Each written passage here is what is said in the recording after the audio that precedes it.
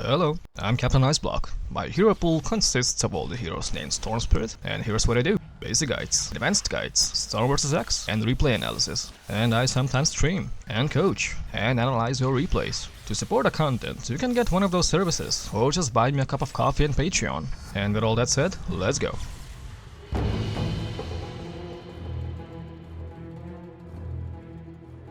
Storm clouds are gathering!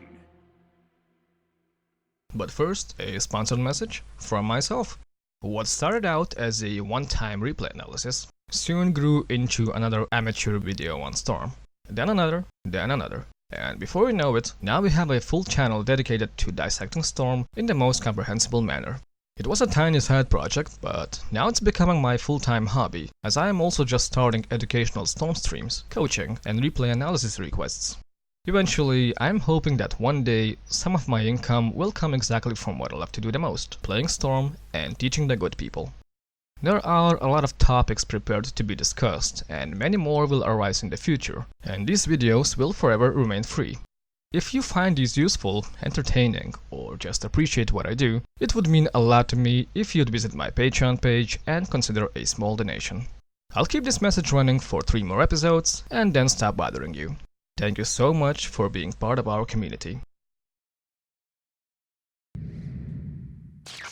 Storm Spirit!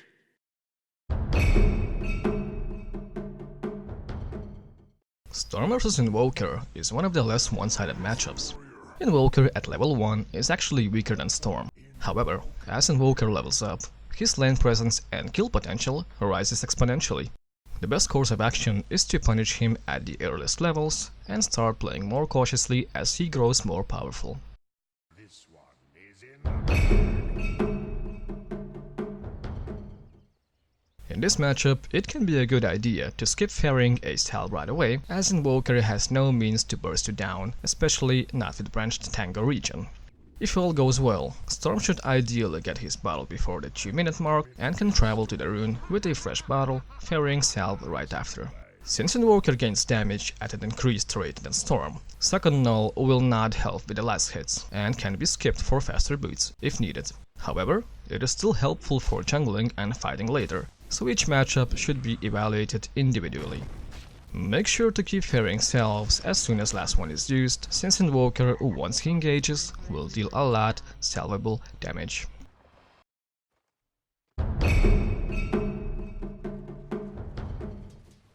At level 1, Invoker is at his weakest, so that's the best time to shove the lane and force him under the tower. If he has to play safe, he won't have the freedom to harass you.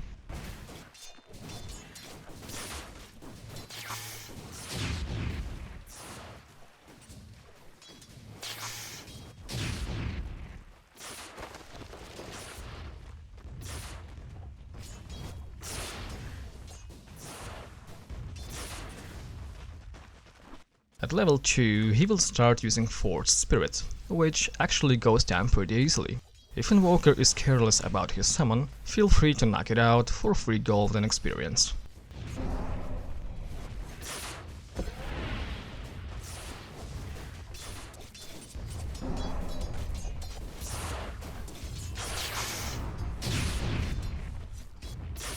And without the extra damage, we can treat level 2 Invoker same as we did level 1. By the time Invoker is 3 and above, Storm's aggressiveness should be toned down, and taking safe last hits should be priority. We will elaborate on that with the next section.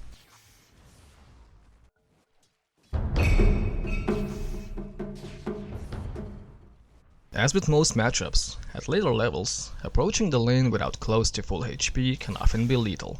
As soon as Invoker detects Storm being too far from the tower, he will do his simple spell combo.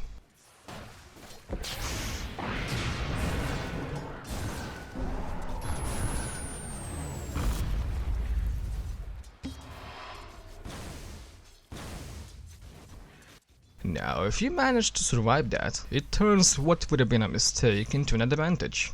Invoker now has spells on cooldown, and he also spent a significant amount of mana.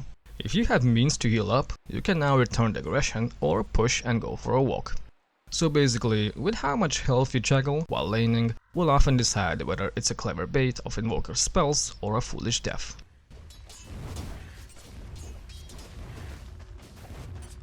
Dire's top tower is under siege.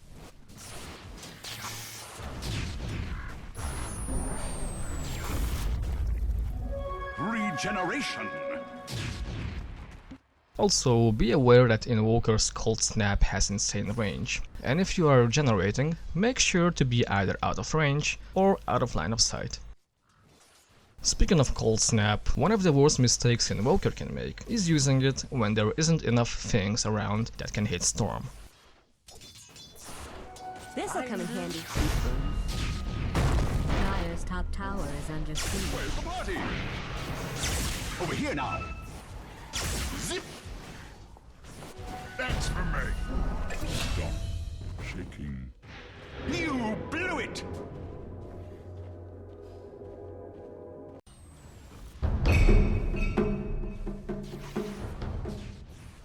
This is entirely up to the player and the opponent. You will want to figure out Invoker's mentality and how he plays. Zip zap. Killing spree. Oh, zap. I'm over here. Wooden pop. At Storm's level 6, Invoker, if engaged, will have two options: go invisible or attempt a kill. If you predict he's the aggressive type and is willing to respond to engagements, Overload makes killing a tiny bit more efficient.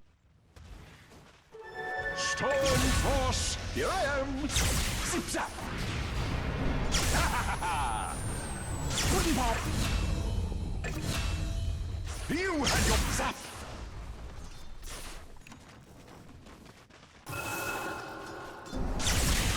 Here I am! I'm over here! Yeah! Oh! Regeneration! Zip zap! Killing spree. Killing spree. Lights out!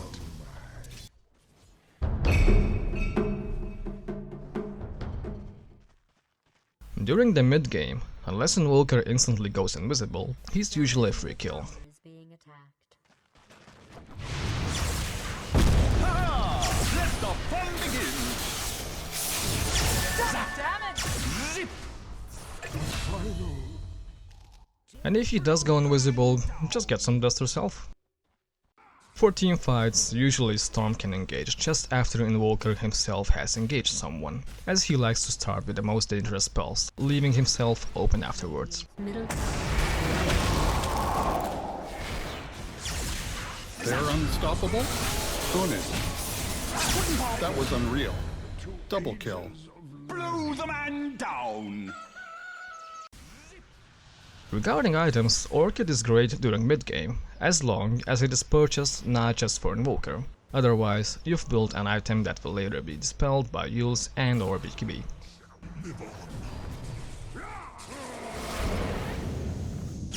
Zap! Over here now! I'm over here! Feel the axe of axe!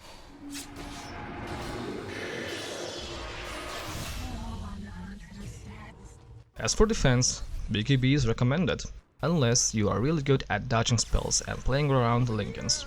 Ultimately, Hex is always desirable as a late game item, since it allows you to once again solo pick off a more careless Invoker. That is all, thank you for watching, bye bye. Dire's middle tower is being attacked.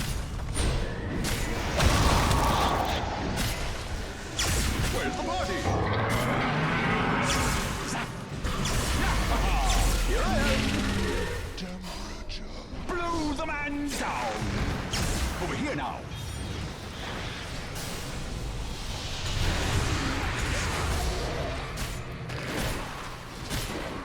Dire's middle tower is under attack.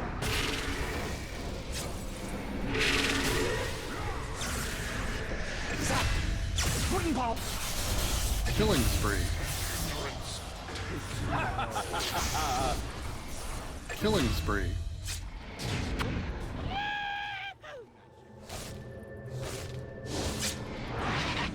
Dire's top tower is under attack. What did I miss? Looking for me?